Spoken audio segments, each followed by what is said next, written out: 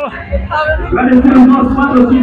pessoal, estamos aqui com a Edilânia, a keniana, como é conhecida na corrida. Ela foi a primeira colocada na prova feminina e eu queria que você dissesse de onde você é e como foi que você viu a corrida em si. Sim, eu sou de Piranha, sou do grupo da FIA. Foi um prazer vir correr aqui. A minha quarta corrida, sou novata, e foi um prazer e foi muito orgulho de ter chegado no primeiro lugar. Minha admiração é aquele cara ali, ó. É pra você mesmo. Belo oferecimento. Valeu, gente. Então, vamos parabenizar a keniana e que ela venha mais outras provas, né? E que isso sirva de incentivo para você crescer no atletismo, tá certo? Obrigada. Meus parabéns. Valeu.